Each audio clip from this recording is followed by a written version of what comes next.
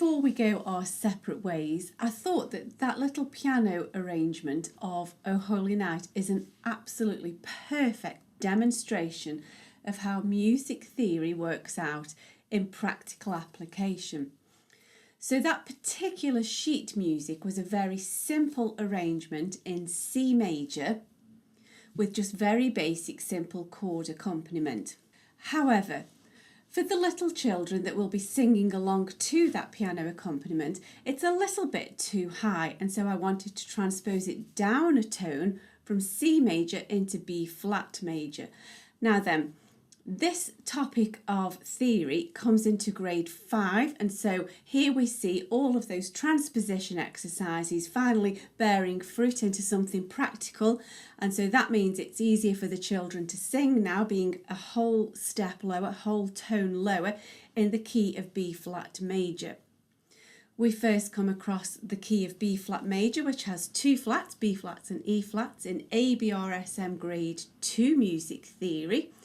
And so we can see how our key signatures come into very practical application because we need to lower down a tone from C to B flat major. Therefore, we must know that B flat major has a key signature of B flats and E flats.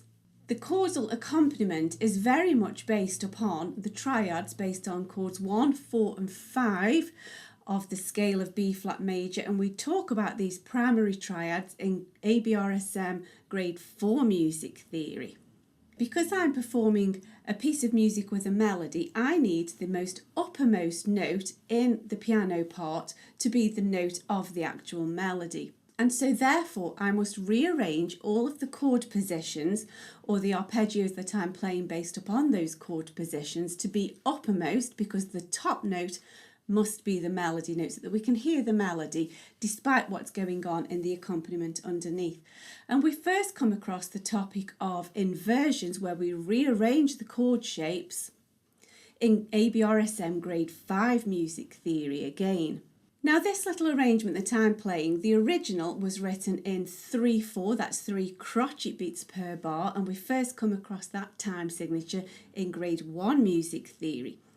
However, I wanted a bit more of a rhythmic flow, and so I have changed from 3/4, which is simple time, into compound time, and we first look at compound time and then moving from simple time into compound time in ABRSM grade 3 music theory. And so we can see how much music theory really matters. Of course, it's very, very important to be fully conversant in playing scales and arpeggios in your chosen instrument so that you can then apply this musical theory knowledge into practical application. And we can see just how very, very important your scales and arpeggios are when you're playing a piece of music. It's kind of the muscular system. It's the skeletal structure that holds all of the music together. A melody is written, and any melody note always implies a harmony, and I talk about this in grade 6 composition exercises. Whenever you're writing a melody note, then it is always going to imply an underlying harmony, and so it shows that we need to know what our arpeggios and our scale structure is. But of course, it's one thing to play a scale and an arpeggio, but to understand it gives it so much more meaning, and therefore you are now able to apply your music theory skills to your instrument, and all of your instrumental practice and your technical exercises, your scales and your arpeggios all come together, and they provide a basis where you can then apply that knowledge, and then you can make a very, very simple piece of music entirely your own.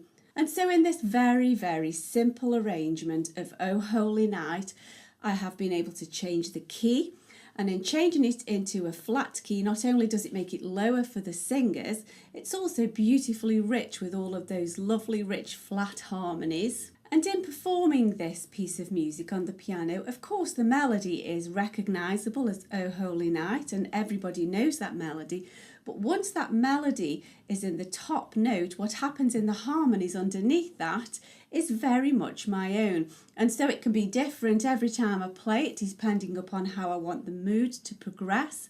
Sometimes I've chosen to play lots of undulating arpeggios just to give that rocking rhythm. And then other times when I want a little bit of a stronger feeling, say in the middle part of the melody, I opt for more sort of strong chordal accompaniment. And also, not only does it provide harmony, but then I'm also using these arpeggios and chordal shapes to drive the rhythm, changing from that simple time signature to compound time.